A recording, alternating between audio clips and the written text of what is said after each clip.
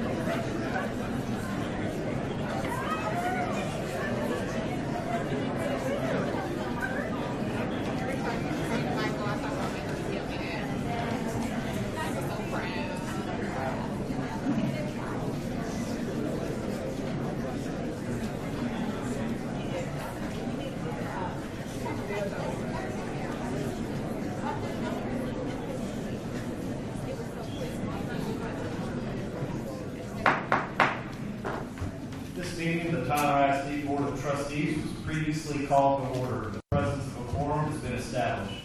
The meeting has been duly called and the notice of the meeting has been posted in the time and manner required. Monthly meetings of the board are designed to conduct the business of governing the school system in public. However, this is not a meeting to interact with the public. We welcome you as guests to observe and listen, and we do have a scheduled time within the agenda for the public to address the board. In compliance with the state government code on open meetings, documentation of these proceedings will become part of the Tyler ISD permanent legal record. In order to ensure accuracy, please refrain from talking while others are speaking and turn off cell phones and other electronic devices. The board, the superintendent, and I are pleased that you have joined us as we celebrate our STAR success. We review performance information and make policy decisions related to student achievement and the effective operations of Tyler ISD Public Schools. We're reconvening from executive session. Before we begin the meeting, as always, we start with a prayer and the Pledge of Allegiance. This month is led by Mr. Martinez.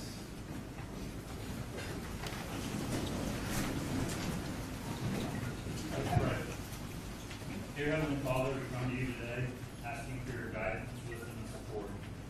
Fill us with your grace as we make decisions that affect our students, teachers, and this community. Continue to remind us that all we do here today, all that we accomplish, is for you and your service. Lord, as we sit on the brink of a new year, I ask that you be with our children as they return to the classroom. Protect them from harm, give them guidance in the choices they make, and please provide them with the desire to learn and grow. For our teachers and staff, please provide them with patience and compassion. Help them to always have the right words of encouragement for each student. Help them to continue to show the enthusiasm for their profession throughout the school year. Give our parents willing hearts to serve you by spending time in our classrooms or at home and be actively involved in their child's learning. And finally, please help us to open our hearts and minds to listen and understand without judgment. May we be reminded that we are created in your image and you provided us each with unique gifts to serve one another. We realize you gave your Son to the world as a gift of hope and a promise of reconciliation. We pray that your Spirit will fill us with love and respect for our differences, which teach us so much about one another and about you. We ask these things in your name. Amen. Amen. To the flag of the United States of America and to the republic for which it stands, one nation, under God, indivisible, with liberty and justice for all. Honor the Texas flag. I pledge allegiance to thee, Texas, one state, under God, one indivisible.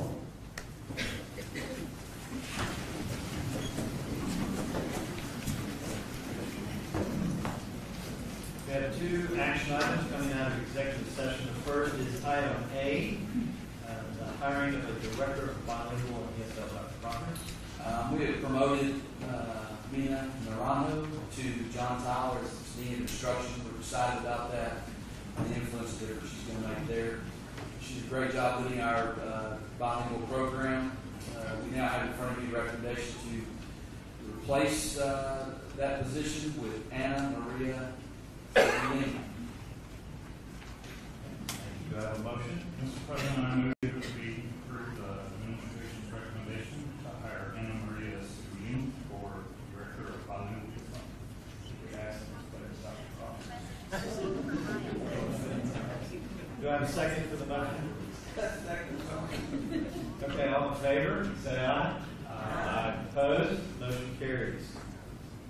We have nothing under item B. Under item C, we did just conduct a level 3 grievance during executive session. Do I have a motion on that item?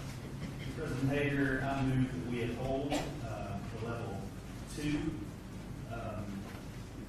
understanding that went on with the parental compliance. Mr. Hardy, is that's an acceptable motion as stated? With the decision to uphold the level 2 decision. Okay, do I have a second for that? Second. Okay, thank you, Mr. Burkeville. All in favor, say aye. Aye. Opposed? Motion carries. Next, we have minutes for approval.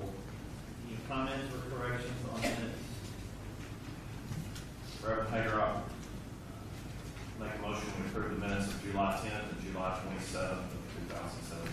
Thank you, Mr. Berthold. Do I have a second? I'll second. Thank you. All in favor say aye. Aye. Motion carries. Next on the agenda, Lone Star Governance and Continuous Improvement is part of our effort to maintain a focus on student achievement. So we front load the meeting with items focused directly on that issue. So we have two things we're going to talk about. The first being the Accountability 101. Yeah, President Hager, Board of Trustees, we're happy to provide our annual Accountability 101.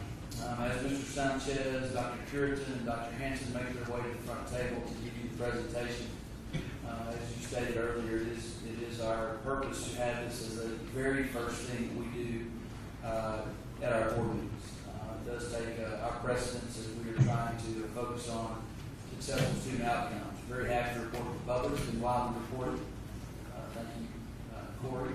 In regard to our progress that we made, we've gone from 11 to 9 to 3 to 2 now, low-performing campuses over the last 3 years. So excited about our staff and our principals that are here tonight that have actually contributed to that. If you're a principal at one of our campuses and you're here tonight, would you please stand so we can give you a round of applause?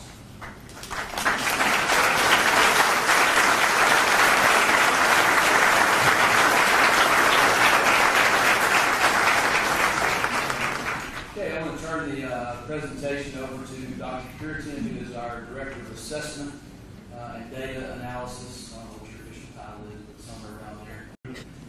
Raleigh Sanchez, our Assistant Superintendent of Schools, and then Dr. Christy Hanson, our Assistant Superintendent of Curriculum Instruction. Dr. Hanson. Thank you, Dr. Crawford, President Hager, and the rest of the board. We're going to start with talking a little bit about the accountability system. So, thank you. First of all, it's important to know that we operate under several different accountability systems. We have the current state index system. We have the A through F accountability system that we are going to be working under in the 17-18 school year. We have the very new Every Student Succeeds Act that we are all going to be looking at, as well as PBMAS, which is our performance monitoring analysis system. So it's important that we understand that we're working under a lot of different systems here. I went the wrong way. There we go. So the A through F accountability system started with the 84th legislature. It was then House Bill 2804, and the 85th legislature just ruled on it some more, so we're under House Bill 22 now.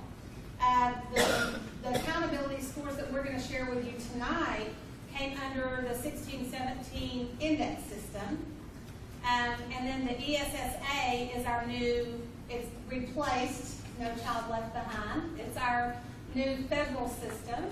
And we will have an A through F rating from the federal government as well. And I want you to know it's highly possible that it will be a completely different A through F. So it's possible that the district could have one letter grade for the state and a different letter grade for the federal system. And then we, of course, are under the PBMAS, which that is a system where anytime we get title money for specific groups of students, we have to ensure that we're making adequate progress with it. So those are the systems that we're looking at. But don't worry, we're not going to go through all of them in detail tonight. So take a deep breath. Let's talk a little bit about the system that we are starting in 2018. Next Monday, we're going to start under that system.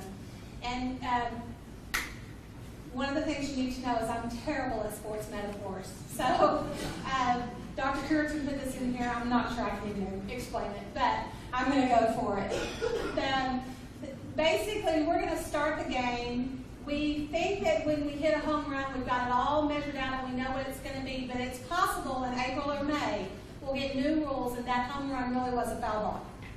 So I just want you to know that we'll be learning about the rules as the year progresses. I'm going to tell you what we know now, and as things progress and things change, we'll keep you updated. So this year we'll be under the A through F system. And that will be 3 specific domains. Right now we're under the index system. We will have 3 domains next year. We'll have domain 1, which is the student achievement index. It's not an index, the student achievement domain. We'll have domain 2, which is the student growth, and we'll have domain 3, which is closing the achievement gap. Now notice that index 4 that we used to have, we won't have a domain 4 on college and career readiness. That will be wrapped into domain 1. So domain 1 is going for elementary and middle school will be how well we do on STAR, as well as how well we do on college and career readiness. So in other words, we'll receive points for students who approach expectations, students who meet expectations, and students who master expectations, and students who exceed expectations. So that college and career for elementary and middle school will be wrapped into domain 1. The other thing that's really important to remember for high schools in domain 1 is there are currently 14 criteria that they're going to be looking at. 14 different criteria. Right now they have 4. So they're going from 4 criteria to 14 criteria in domain 1. It's going to be a very interesting thing. But we're ready. In domain 2, which is student or school progress, if we're talking about the district and the campuses, that will have to do with how well the students grow. But the difference there is going to be that we will have a comparison group. You know how we have a comparison group now for the distinctions? The comparison group now will also be in domain 2. So we'll have our groups of campuses that look like us throughout the state, and comparatively, we need to grow our kids as much as they are. And that will count in domain 2. So campuses and districts will have to either do well in domain 1 or domain 2. And they must do well in domain 3, which is closing the achievement gap. So if you loosely compare the domain 3 to our current index 3, right now we look at our economically disadvantaged and our 2 groups that may be performing historically not as well.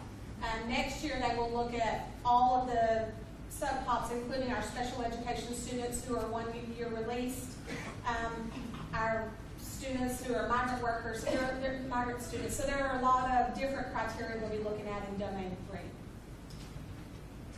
That is the gist of the new system. So this coming year, the district will get an A through F rating.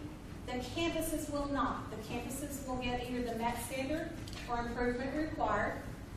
And then in January of 2019, we will get a what if report, which basically says, if you had had the A through F, this is what you might have scored. And that's where we are right now on that. Seems to be cut and dry to me. Oh yeah, it is. Super cut and dry. Right.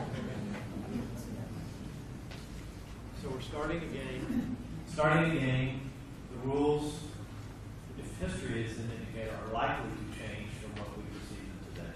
Yes. Okay. It's great we have such a full house here to understand the rules under which we operate, so when you read in the paper that we either got something or we didn't get something, you'll understand some of the context behind what that means. Sure. Anything else on the basics of Accountability 101? Clear as mud? Okay. The next item. So now let's talk about our current accountability. Just to review real quickly, we had possible ratings of MET standard or improvement required. Those were the 2 standards that we could meet. To meet standard, we needed to score in the appropriate range in index 1 or index 2, and you had to meet index 3 and 4. We did, the main thing that changed this year were the labels, which that was easy enough. So we moved into below grade level, approaches grade level, master's grade level, and exceeds. And we received credit if the student was approaches. So I want to clarify that real quick. It does not mean that the student is not on grade level. It means that they may have had some elements in the test that were not on grade level, but overall, they were approaching grade level. So that's been a confusion. I just wanted to clarify that. But we knew the rules going in. We were real clear on how to play this specific game. So there again are our index accountabilities. There were our cut scores. We had 4 indexes this time. And then here were the overall results. In Index 1, we had 21 out of 25 campuses that met Index 1, and we had 13 of 25 that improved, came up significantly. We had 24 of 25 that met Index 2. 15 of 25 improved.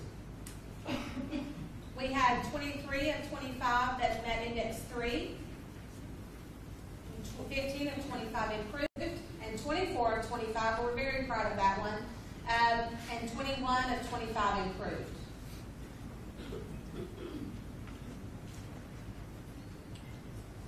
As a district, we also improved in 3 of the indexes, as you can see there. The student progress, so it really means that we are growing students, our students who have a lot of skill gaps, we are getting them up to grade level. We are closing their performance gaps, and we are getting kids ready in post-secondary readiness. The other thing to remember about student achievement, it looks like we didn't make a big growth there, but you also have to remember that they added several new subtops into that category. Some of our most fragile subtops ended up in Index 1 this time, and so the fact that we maintained really is a growth.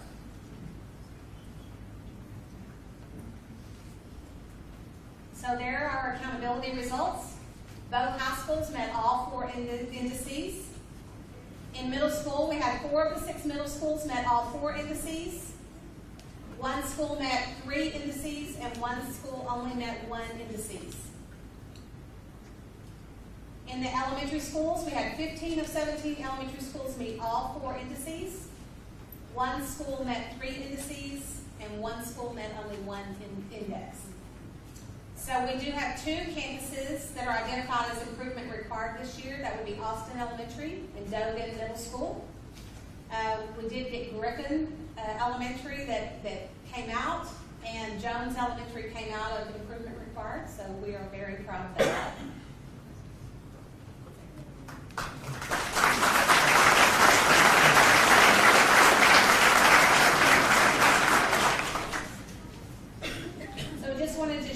Progression over the last several years. We started off with 11, went to 9, went to 3 last year, we're down to 2. Certainly on a positive trajectory. So let's talk about distinctions.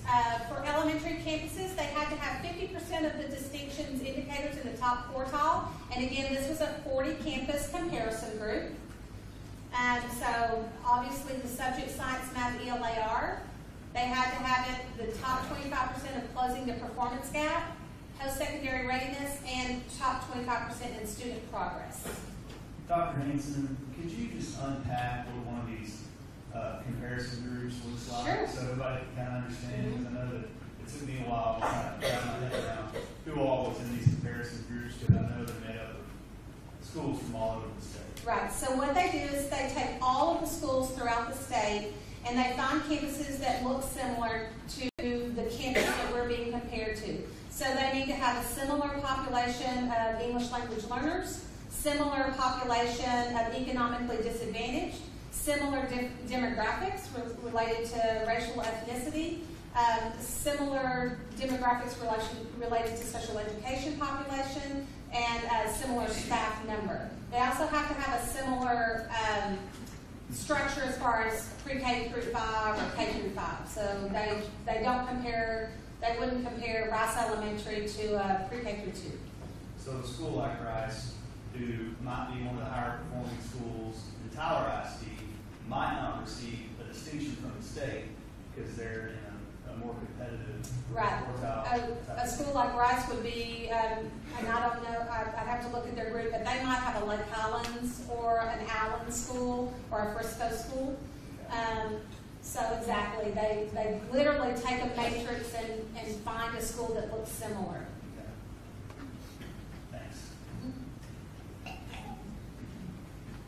In our secondary distinctions, they have an opportunity to earn 7 distinctions because they've added social studies in there as one of the core subjects.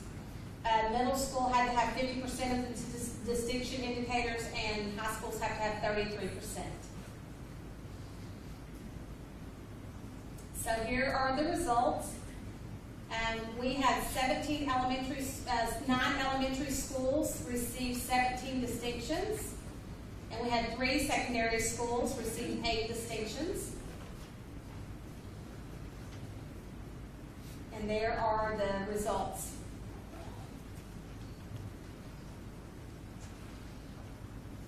So very proud of those. We're going to celebrate those more next month. Moore Middle School had 5 distinctions. Birdwell, Clarkston, and Woods had 3 distinctions. Robert E. Lee, Bell, and Rice had 2 distinctions, and Hubbard, Owens, Jones, Pete, and Rainey had 1 distinction.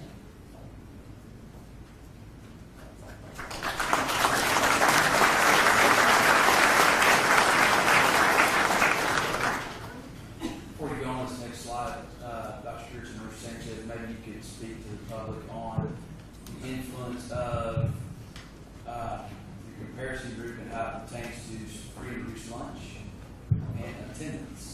So what happens across the state is there's a comparison group, and so good evening, Dr. Crawford, our president, and the rest of the board. What happens a lot of times is when they put you in a comparison group, they also look at your low SES and the number of individuals, the number of parents that have submitted free and reduced lunch applications. And that's going to be key because I think at times we as parents are reluctant as a result of either our own economic status and or our own nationality to submit that kind of data, this financial data, to the schools, and that has an impact on what the campus groups were being compared up against. And so it's important to the public as they hear what happens in Tyler ISD and with public education when it comes to comparison groups, that when those applications are sent home and or they're being asked to fill them out, that they fill them out. Because it gives us a very competitive edge, if you will, and a very comparable edge with schools that are similar to the ones that we have an opportunity to lead in Tyler Independent School District. It also has an influence on the status of the kids that are on the campuses and the background by which they come. So it's going to be really important as we move forward that we take a look at who we're being mirrored up against, not just locally, but across the state. And that parents and the community understands that we all play a part in that. That also includes the attendance. We realize that in East Texas, we have an opportunity to take vacations at times where other people might not have an opportunity to take vacations. Maybe leave early on a holiday, maybe we want to get to the lake, or we want to get to a destination of our choice. But it's important that we realize that also affects our rating and where we are in our comparison groups. Even though we sometimes would like to take a Friday off or come back on a Monday, that actually has a negative effect when we have to be compared against other schools. So again, community, as you're listening in, we are asking that even though it's a Monday, even though you have the day off, even though it's a Friday and you want to leave early, we need children here. And so that helps us be very, very comparable. And that's all we're asking the state to do, and we're asking our community to do, is give us an opportunity to be comparable with not just our low SES or just our SES, but also when it comes to attendance. So we're asking that you make sure that your kids are in school every Monday, every Friday, and on Wednesdays. And the reason I brought that up is on this distinction list, you would have seen Bonner. Bonner had a heck of a year. Where are you? See, there you go. Stand up.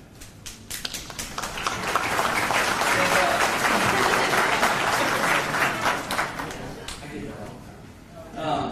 So in saying that, I think that they're one of their percentage, well, I think you said you had 70 or 80% free and reduced lunch. We know that Bonner has a higher number of that, but for some reason it wasn't submitted. Also, I think you were sharing with me, Principal Cazares, that your attendance was maybe a 0.5% off or very close, and that would have tipped you over to being qualified for some of these distinctions. So it's a very minuscule thing that can tip you over one way or the other, and I want to make sure that we spend a little bit of time here publicly talking about that because attendance matters, not only just for students, but for staff.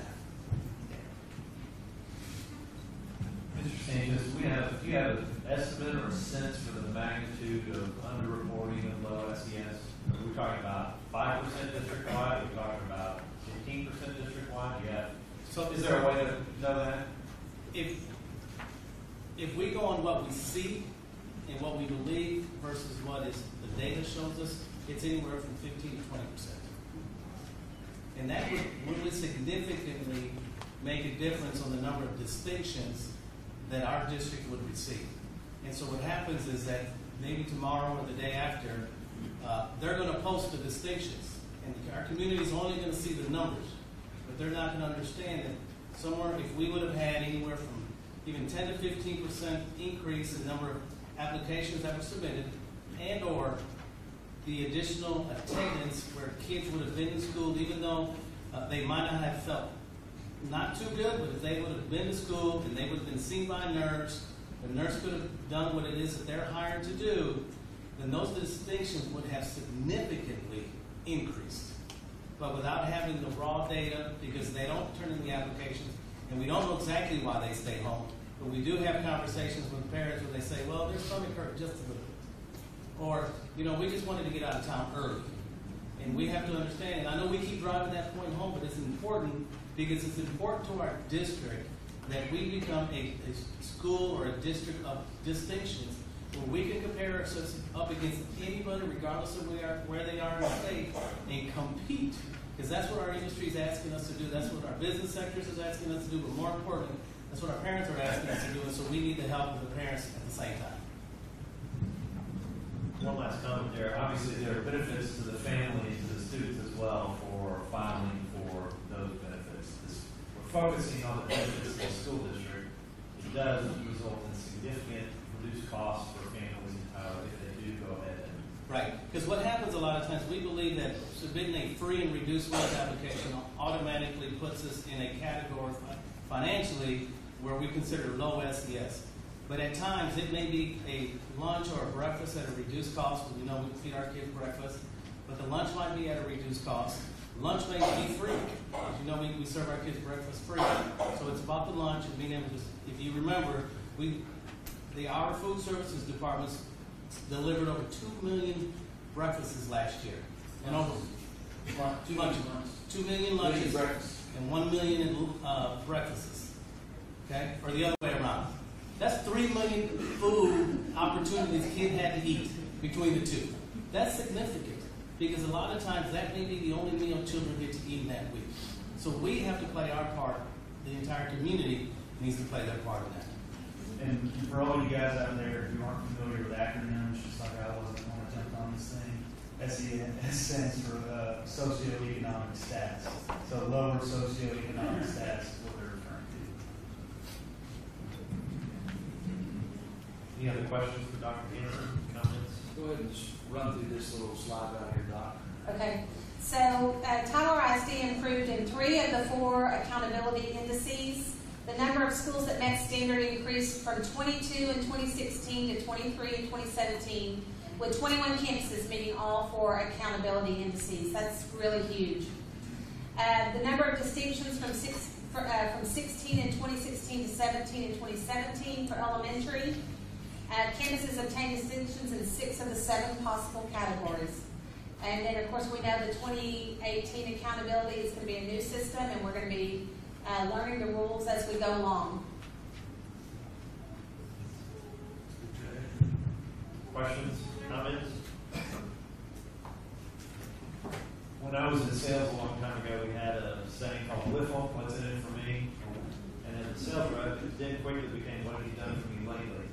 So we're going to celebrate the tremendous success of last year for about another 4 more days. Yeah. And then we'll gather to bring in the new year, and we'll start to climb the mountain all over again. But thank you to this team, and to the principals here, to the staff, to all of you watching online. Thank you for all the hard work that led to such dramatic improvement over the last couple of years.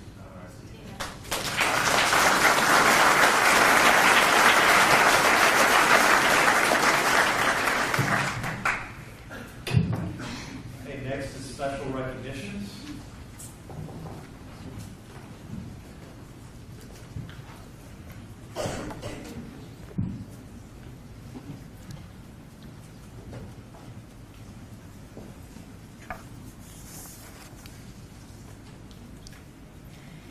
Good evening, board members. Tonight, Tyler ISD would like to congratulate our own Financial Service Department for being awarded the Certificate of Achievement for Excellence in Financial Reporting by the Government Finance Officers Association for the fiscal year ending 2016. This is the 14th year the district has received this award under the leadership of Ms. Tasha Bjork. The Certificate of Achievement for Excellence in Financial Reporting is the highest form of recognition in the area of governmental accounting and financial reporting. Tonight, we'd like to recognize Ms. Bjork and Ms. Mary Russell and congratulate them on this achievement.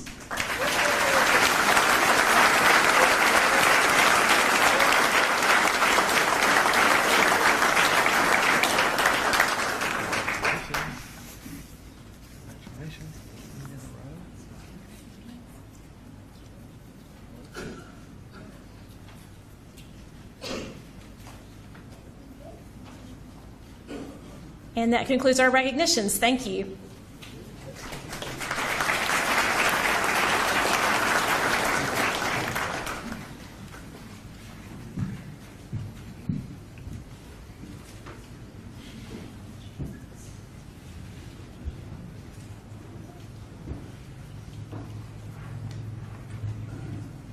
Just add to that, our meetings are conducted in open and public, and our financial information at the highest levels of transparency is also available for those who are interested in the financial operations of our district. And thank you, Ms. Bjork, and for your department and all the hard work, and for a long history of transparency and accuracy in financial information. Okay, item 10, public hearing on the 2017-2018 budget. So, the way this works is we have public comment on our budget. And the public comment is different from our normal public comment section in that the microphone will be open to those who want to talk about our budget. If you approach the microphone and begin to talk about something not related to our budget, then you will be asked to step back from the microphone, and the microphone will be given to someone who wants to speak about the budget. So, at this time, do we have any public comment on the budget for this next year?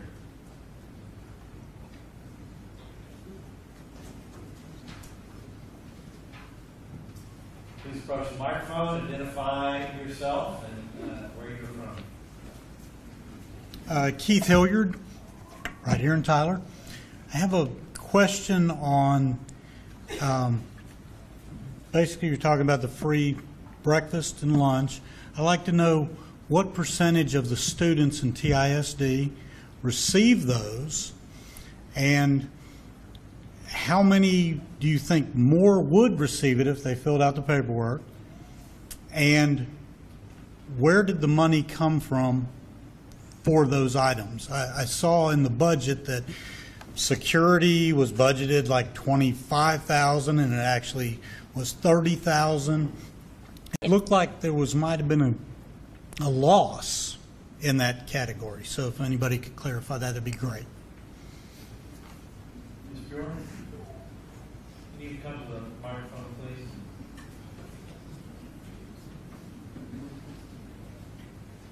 So let's talk in general about free and reduced lunch and how food service works in Tyler ISD and where in the budget that information is generally housed. Well, we have a separate budget for food service, and it's around $9 million. It's separate and apart from the general fund. And it is on page, I think John can flash it up there. It's on page 20 in the agenda. And our free and reduced lunches are approximately 70% around that area. And the money that we get from the state or the feds is around $8.7 million. What percentage of that, just to answer Mr. Hilliard's question, is state and feds? Well, it's considered a federal program, right? So, as far as what we get for people that pay for lunches, it's only around $1 million. But for federal, we get 8.7. So if I try and anticipate these follow-on questions. So if we do have 20% of our district not taking advantage of free and reduced lunch, that's roughly 3,500 students in the district, or a district of 18,000. And so those students are eating lunch anyway, and they are either bringing their own lunch from home, or they are paying out of pocket. Mm-hmm. It doesn't seem like that many are paying, but no, they're not. The majority bring their lunch, but so if someone did receive that benefit, we would receive more income from the federal government as a result of that. Right. And we offer free breakfast in all the schools, so that's all free. So we get a lot on the breakfast, and we would receive more on the lunches if we had more students participate. Can you comment then on the second to the last line on the bottom of this page, the transfer to the general operating fund of $325,000, and just explain to our audience what that number represents? Okay, what that is an indirect cost rate, because the general fund, say we pay all the bills, we do all the payroll, that type of thing, and it's a reimbursement to the general fund for indirect cost at the admin building.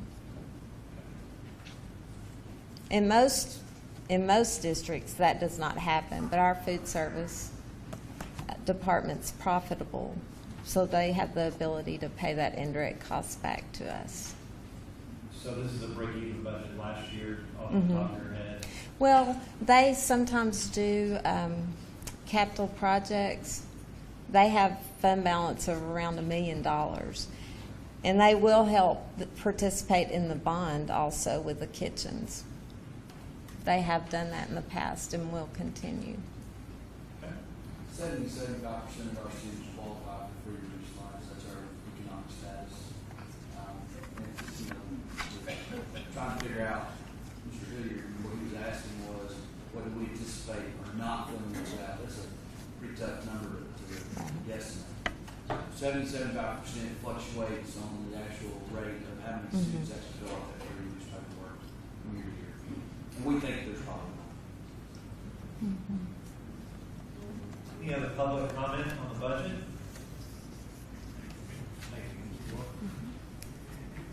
Okay, I moved out action item A on item 11. Is there any discussion? If not, I'll accept the motion. I move that the board approve the 2017-2018 budgets as presented in the agenda. Thank you. Do I have a second? I'll say. All in favor say aye. Aye. Opposed? Motion carries. Budget is passed. Item B is the adoption of the 2017-2018 tax rate. Any discussion on that item?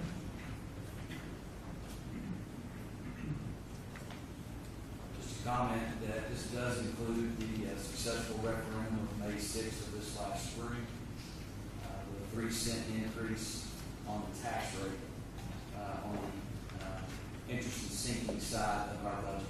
There's two sides of our budget: maintenance and operations, which is at $1.04, and then the debt service fund budget is going to be the 3 additional cents up to $3.65.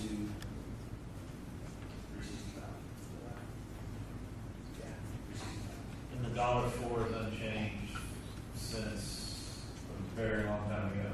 Can't remember how far. About 2007 or 8. Okay, if there's no more discussion, I'll accept the motion on the adoption of the 2017-2018 tax rate. I so moved. Thank you, Ms. Washington. Do I have a second? Second.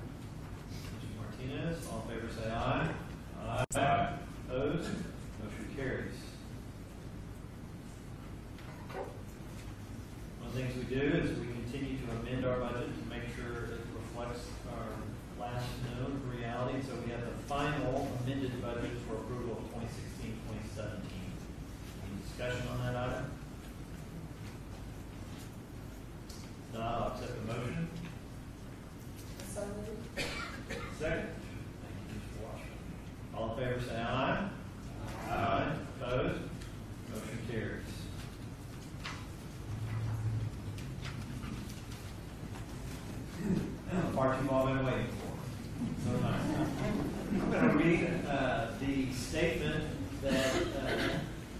governs, it's kind of a summary of our policy for how we handle this portion of our meeting. And then I'm going to have just a couple of comments, and then we will start. We're now at the scheduled time in our agenda for public comment. The board wishes to hear your thoughts and concerns. As per board policy, all speakers must have submitted a speaker participation form at least 10 minutes prior to the start of our regular session. All registered speakers should have received a card with our guidelines for your presentation. We also ask those in the audience to refrain from responding to the speaker's comments, including cheering and applauding. This will enable the board members to focus their attention entirely on the speaker. Although the board may ask clarifying questions, please be reminded that the board members cannot respond to any comments. Tonight we had 34 people sign up to speak. The same board policy that I just summarized gives me a couple options. I can keep us here until about 1 in the morning and let everybody have their 5 minutes. I can try and organize this room into groups, and those groups can decide amongst themselves who among the folks who signed up would agree to withdraw the request to speak. I see no way to do that in this size room, and as everyone filled out their forms, they also didn't indicate kind of which side of the issue they are on. So the other option I have is I can divide the 30-minute schedule for the meeting by 34 and equally allocate the time. I don't know how productive that would be if I did exactly that, so here's what I'm going to do instead. We're going to allocate 2 minutes per speaker, which more than doubles the amount of time we have allocated to this. And I would ask, as we go on, which often happens in this setting, though we've not had as many people, is that if someone has said exactly what you want to say, maybe in exactly the way you thought you were going to say it, that when your name is called, you do not have to take your 2 minutes. You have been an excellent crowd, and we appreciate the applause for all the success that we've had, but we're going to enter a portion of the meeting where we don't need any applause.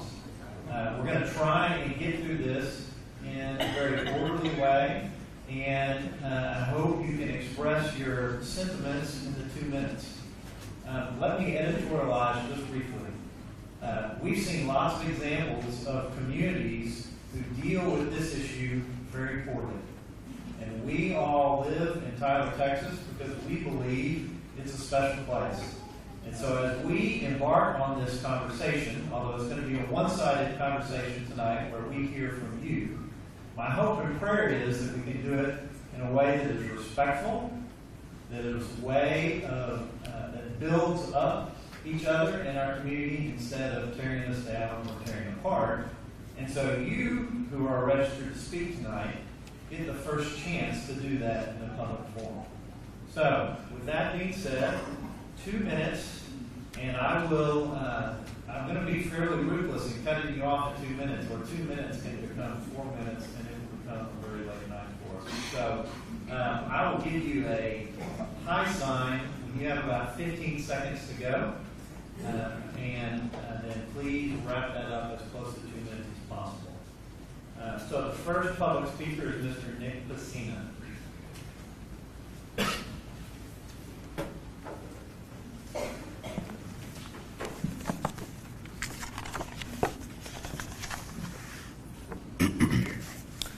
President Hager, Vice President Washman, members of the board, Dr. Crawford, and my fellow Tylerites.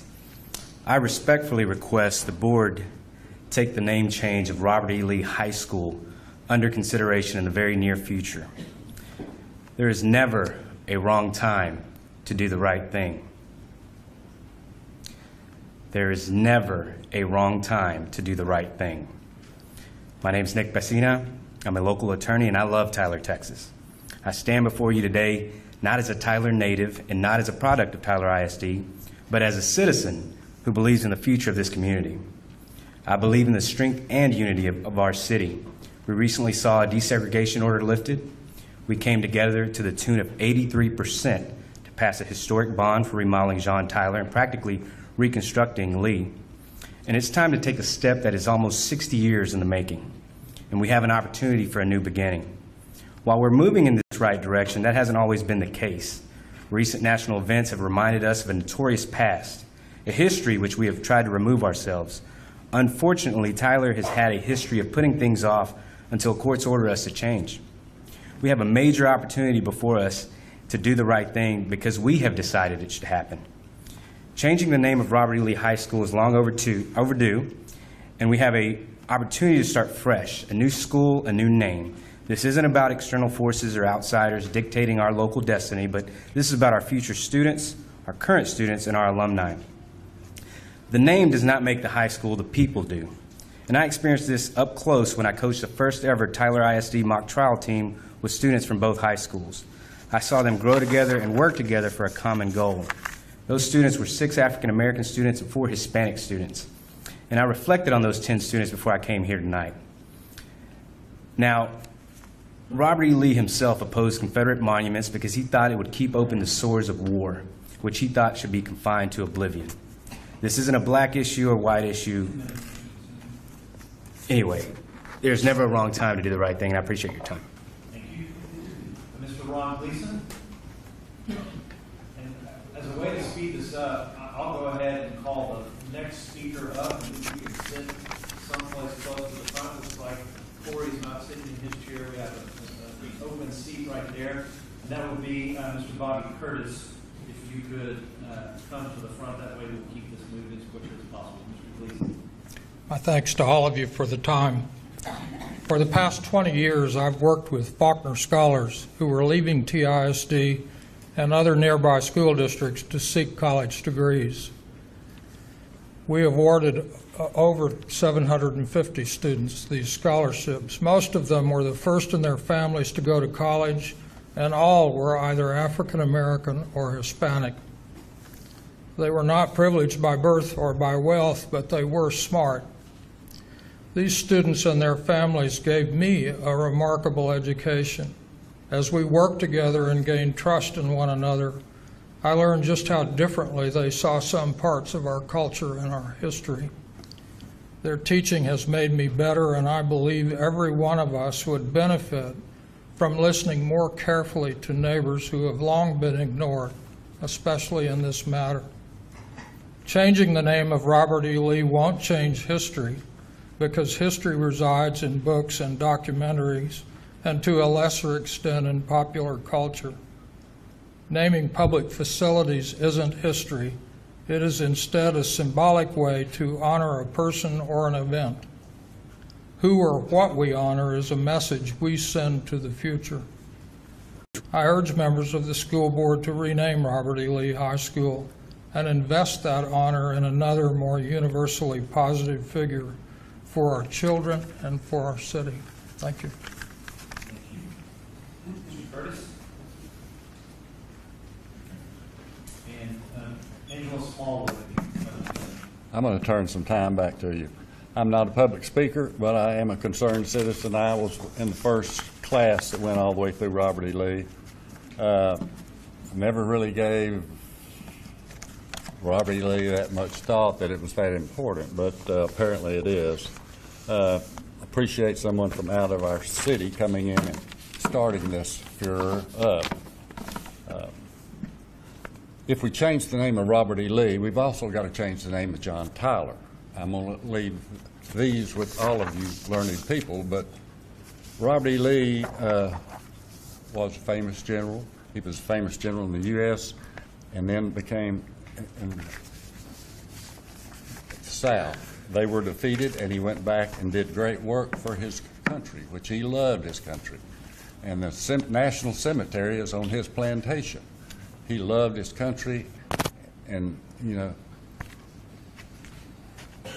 I'm without words to explain how sick I am that this is happening in my city that I grew up in, but it is. I'm going to leave y'all, though, a history of Robert E. Lee and also of John Tyler. Okay? please, all of y'all read these. Thank y'all. Thank you, Mr. Curtis. Ms. Smallwood is up. This is Wes Ballardy. Looks like B-A-L-L-E-R-D-I-N-G. Ballardy, maybe that's a B, I'm not sure, but that would be up after Ms. Smallwood. Hi, my name is Angela Smallwood. I'm here not just representing myself as an alumni of Robert E. Lee and John Tyler, but I'm also representing my son and my daughter. My son graduated from Robert E. Lee year before last. My daughter's there right now. When I think of Robert E. Lee, it's the memories. It's the friends that I had. I live in Tyler. I drive by Robert E. Lee, and I still to this day have friendships with many of my fellow classmates from Robert E. Lee, as do my son and daughter. Now, as the gentleman before me said, Robert E. Lee, he was an amazing man. He had slaves that he had inherited, but he said slavery is a great evil. His wife actually taught the slaves how to read. They cared enough to make sure that they were educated, and then they freed them, and she got in trouble for that. Now, as an educator myself, I see that as it's a learning institution, and she actually set a pathway for that when she taught them. I want to read something really quick from Condoleezza Rice, whom I admire greatly. I'm a firm believer in keep your history before you so you don't actually want to rename things that were named for slave owners. I want us to have to look at those names and realize what they did and be able to tell our kids what they did for them to have a sense of their own history. She also went on to say that sanitizing history to make you feel better is a bad thing. I really took what she said to heart, especially as I'm watching what's going on in our statues being taken down. Thank you very much for listening. Thank you. Mr. Gary Bayless, will be up next. And please tell me your name that I butchered. Mr. V is so much easier. Mr. V, okay, why don't you do that? Good evening, trustees. It is an honor to address the board. My name is Wes Blvd. In light of the successful bond election, the time has finally arrived for the board to change the name of its two high schools. As you know, both of our high schools are named after leaders of the Confederacy. President John Tyler completed his service in 1845 and returned to Virginia. In subsequent years, he championed the Confederacy. As a Virginia delegate in 1861, he voted for secession, complaining of, quote, the oppression of the southern slave-holding states. He helped Virginia win admission to the Confederate States of America. He won election to the Confederate House of Representatives. By these means, he donated his prestige and voice to the Southern cause of slavery. As you know, General Robert E. Lee led the Confederate Army of Northern Virginia, and at Gettysburg, he nearly succeeded. Your predecessors on the board named both of Tyler's high schools after leaders of the Confederacy for a reason, and that reason was to teach. To teach the whites and blacks of Tyler and their children that everyone would mind his and her place in the unequal and rigid social structure. I propose that it is now time for Tyler to remove itself from the vestiges of Confederacy. I urge the board to solicit new names for our schools. Many enlightened citizens, as you know, have walked the streets of Tyler and made it better. Consider the Willie Lee Glass High School, Andrew Mellentree High School, the Barbara Bass High School, the Kevin Eltife High School, the Earl Campbell High School, even the Sandy Duncan High School. Yesterday, Nelson Clyde IV said articulately and courageously, I might add, quote, this is not about acquiescing to revisionist history, but about moving to a posture of excellence as a community in our messaging and embracing new traditions, end quote. The time has therefore come to remove the Confederacy to our museums and our history books and off the marquees and roofs of our high schools. I respectfully, therefore, ask the board to teach a new lesson. Thank you, sir, for your consideration. After Mr. Bayless, John Kitty. Thank you for the opportunity to speak today, and I appreciate all that y'all do for making Tyler a great community and a great school system. A lot of things I've written have already been said, and I'm not going to read, but recently the New York Post did a article when they had quoted PBS NewsHour, NPR, and Marist College poll that said 62% of Americans think that all the statues and memorials of history should stay, while only 27% believe that they should be removed because they're offenses to some people. And about Lee, he was an honorable officer and a gentleman in every respect. He wrote to his wife in 1856. In this enlightened age, there are few, I believe, but what will acknowledge that slavery as an institution is a moral and political evil in any country. So to say Lee was a racist is a mistake. And I echo the sentiments. If we change the name of Robert E. Lee, John Tyler owned slaves, 50 of them at a time. Whereas if Lee did own slaves, I never heard about it or never read about it.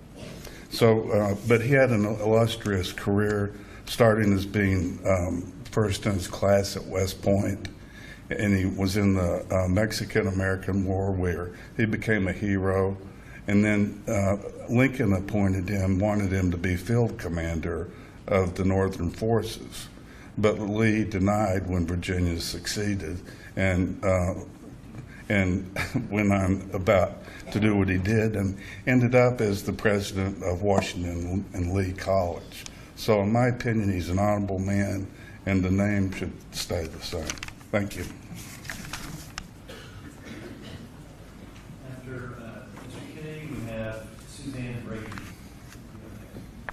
Mr. President and Board of Tyler ISD, which if we go down this road, we may be changing the name of that as well.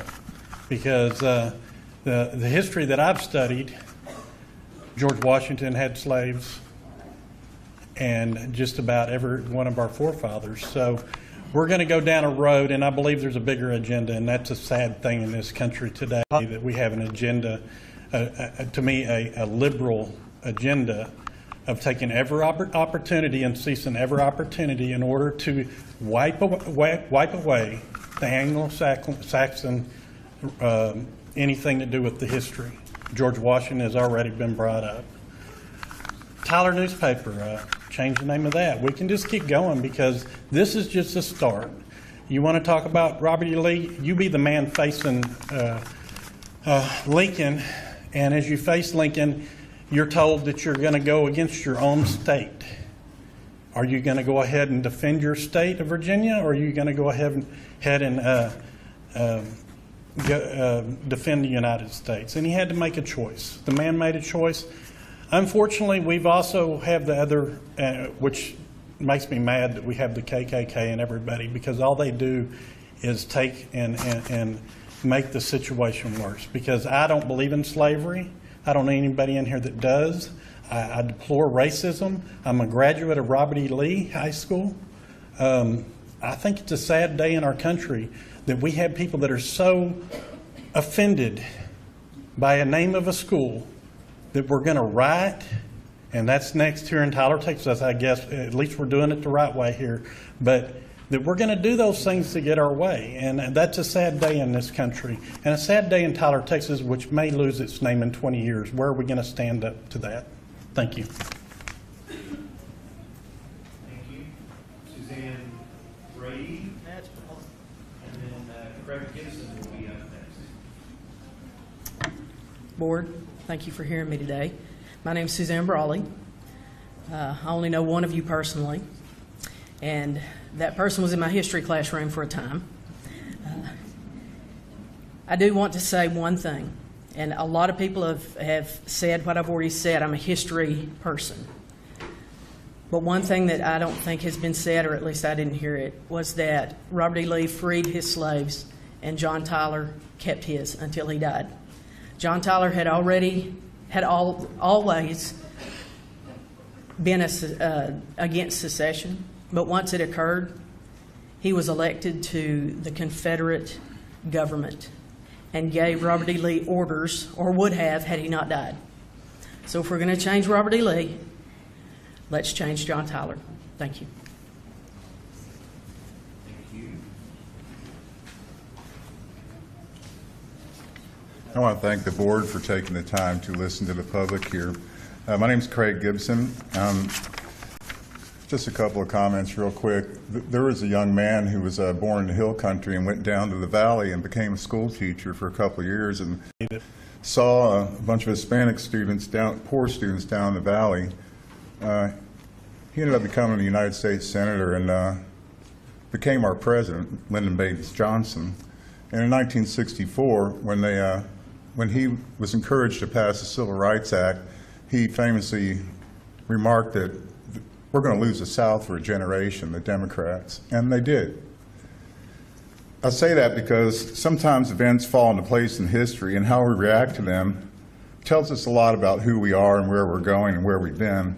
This is what we might call a perfect storm, and this is an opportunity to change the name of Robert E. Lee High School.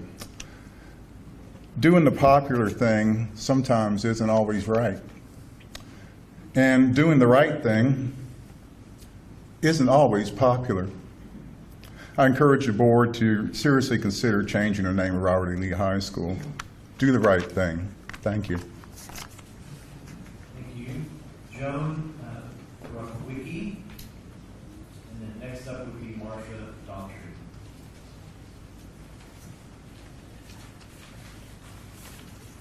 Thank you. I've lived here in Tyler for 27 years. I'm not a native. I've been an educator for over 30 years. I do know that it's very important that every student who is in my classroom feel empowered, feel a part of the classroom community.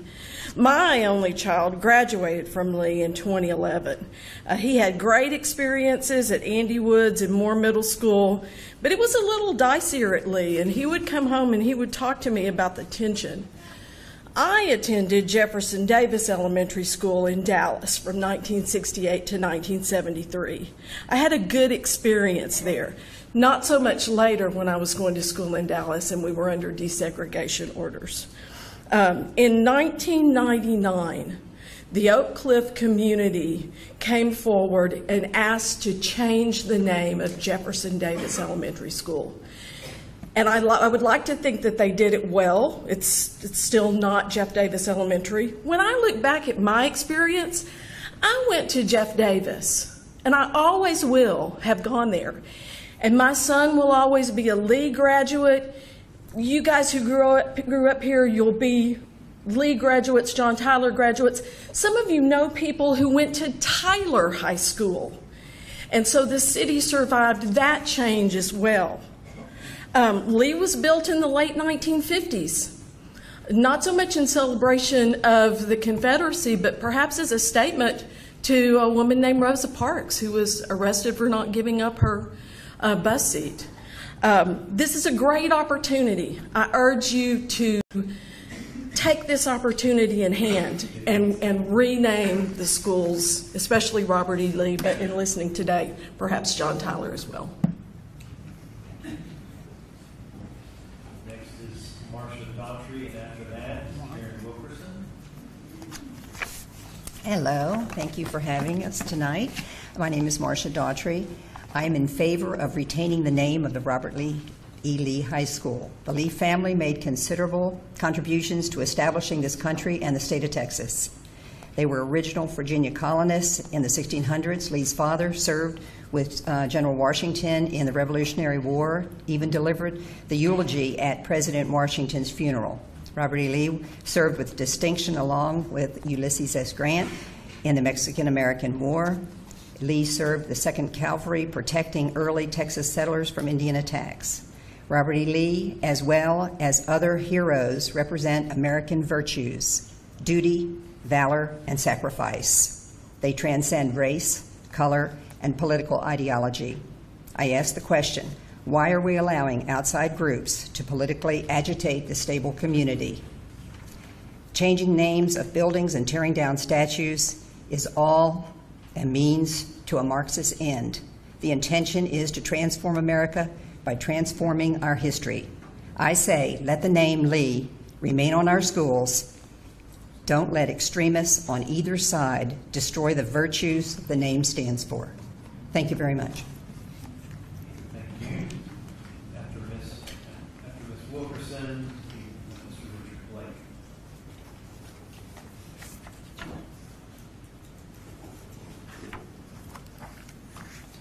My name is Karen Wilkerson.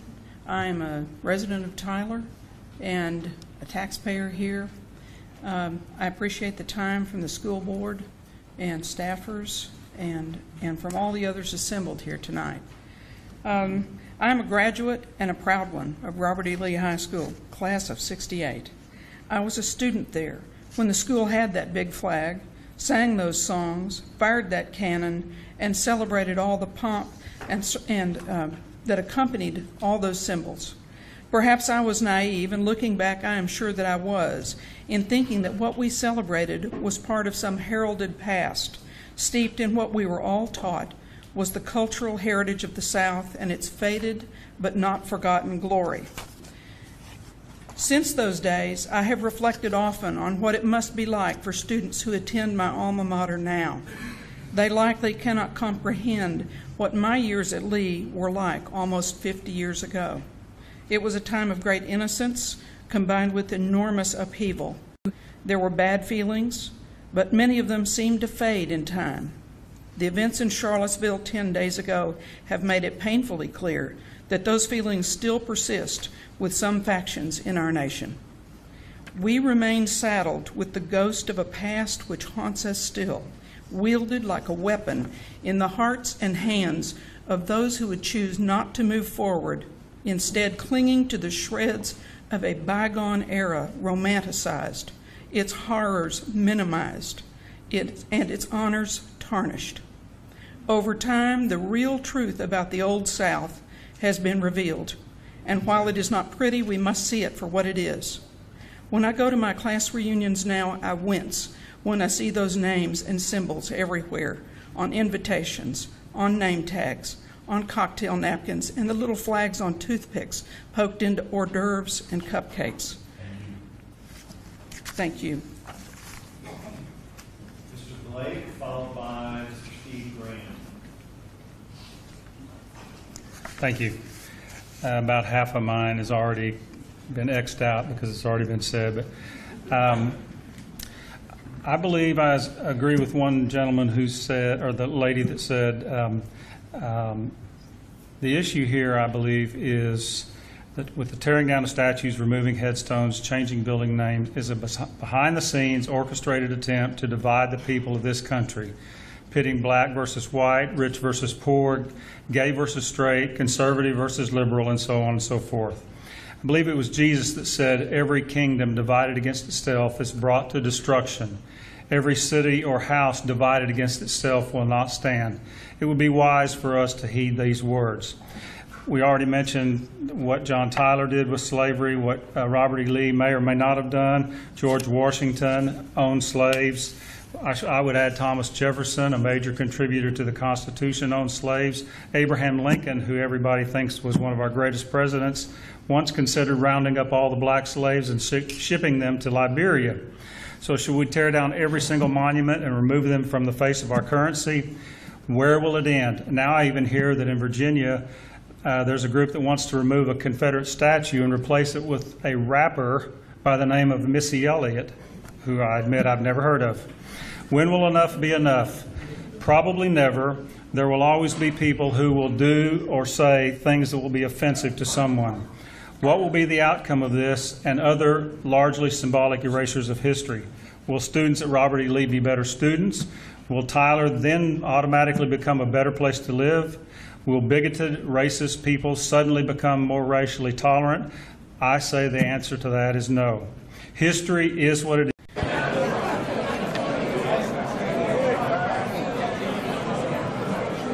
How are you, sir? Good. It's good to see you. You too. Doing well?